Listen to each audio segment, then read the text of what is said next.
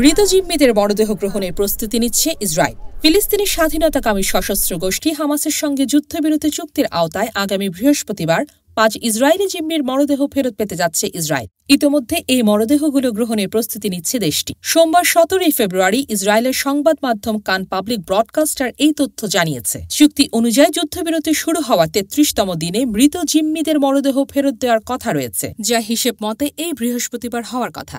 সংবাদ মাধ্যমটি জানিয়েছে, হামাসের বন্দিদশায় থাকা অবস্থায় এসব জিম্মি মারা গেছেন, তবে কিভাবে তাদের মৃত্যু হয়েছে সে বিষয়ে নির্দিষ্ট কোনো তথ্য প্রকাশ করা হয়নি। হামাসের দাবি, দখলদার ইসরায়েলি সেনাবাহিনী নির্বিচার হামলায় বেশিরভাগ জিম্মি নিহত হয়েছেন। হামাসের পক্ষ থেকে বৃহস্পতিবার সকালে ইসরায়েলকে মৃত জিম্মিদের নাম জানানো হবে।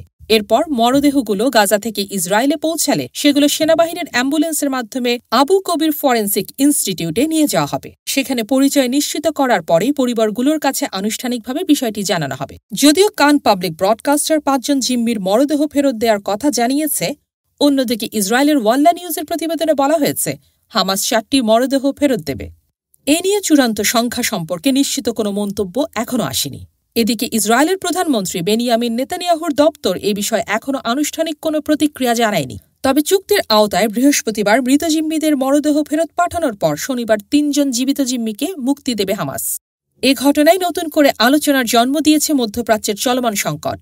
বিশেষজ্ঞরা মনে করছেন, যুদ্ধবিরতির শর্ত বাস্তবায়নের এই প্রক্রিয়া দুই পক্ষের মধ্যে ভবিষ্যৎ সমঝোতার পথ তৈরি করতে পারে। তবে পরিস্থিতি কোন দিকে মোড় নেয় তা এখনও অনিশ্চিত। দেশ জগৎ ইন্টারন্যাশনাল ডেস্ক।